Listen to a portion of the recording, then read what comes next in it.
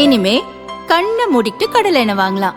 ஏன்னா மந்த்ரா கடலை எண்ணெய் இதயத்தின் தயாரிப்பு. வறுக்க பொரிக்க ஏன் எல்லா சமையலுக்கும் மந்த்ரா தான். மந்த்ரா கடலை எண்ணெய் அபார ருசி, ஆரோக்கியமான உடல் நலம்.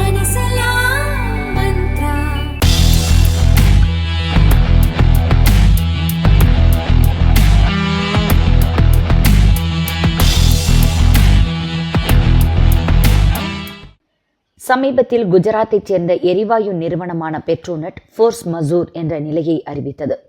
இயற்கை எரிவாயுவை பயன்படுத்தும் பல நிறுவனங்கள் தங்கள் ஆலைகளை மூடின. சமையல் எரிவாயுவுக்கு தட்டுப்பாடு, உணவகங்கள் மூடல் என இதன் எதிரொலியால் மாநிலமே ஆட்டம் காண்கிறது. அப்படி என்னதான் அந்த ஃபோர்ஸ் மஜூர்? ஒரே அறிவிப்பில் வாழ்க்கையை புரட்டி போட்டுள்ள அந்த வார்த்தைக்கு அர்த்தம் என்ன? இதை தெரிந்து கொள்வதற்கு முன் முதலில் ஒரு கசப்பான உண்மையை நாம் ஒப்புக்கொள்ள வேண்டும்.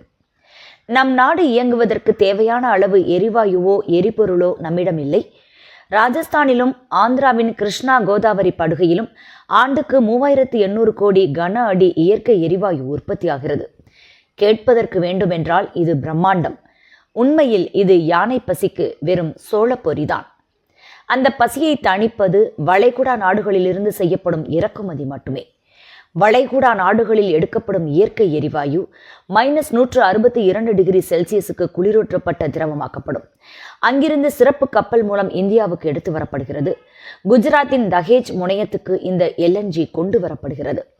அதை பெட்ரோநெட் நிறுவனம் மீண்டும் எரிவாயுவாக்கி நாட்டின் பல பகுதிகளுக்கும் விநியோகிக்க அனுப்புகிறது. இப்போது பிரச்சனை எழுந்துள்ளதற்கு காரணம் ஹார்முஸ் ஜலசந்தி. ஈரானுக்கும் ஓமனுக்கும் இடையே வெறும் 33 கிலோமீட்டர் அகலமான இந்த பாதை வழியாகத்தான் இந்தியாவுக்கு LNG வந்தாக வேண்டும். வேறு வழி கிடையாது.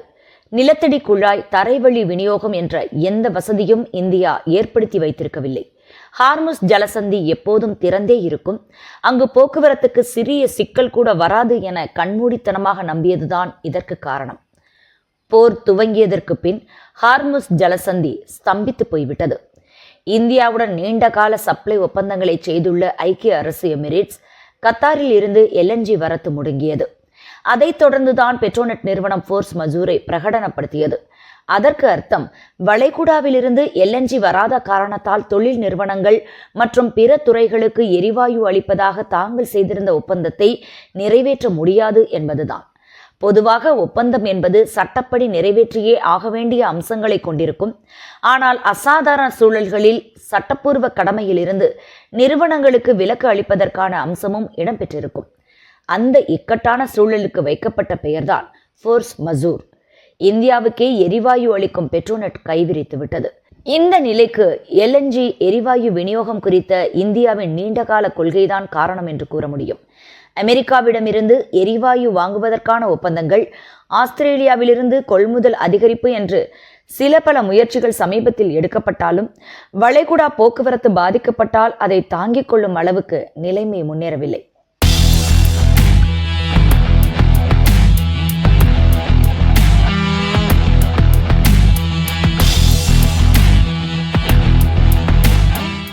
வணிக பயன்பாட்டுக்கான சிலிண்டர் விநியோகத்தில் ஏற்பட்டுள்ள தட்டுப்பாட்டால் ஹோட்டல் துறையில் பதற்றம் நிலவுகிறது. இதன் எதிரொலியாக பங்குச்சந்தை வர்த்தகத்தில் உணவகங்கள் மற்றும் ஆன்லைன் உணவு டெலிவரி சார்ந்த நிறுவனங்களின் பங்குகள் சரிவை சந்தித்துள்ளன.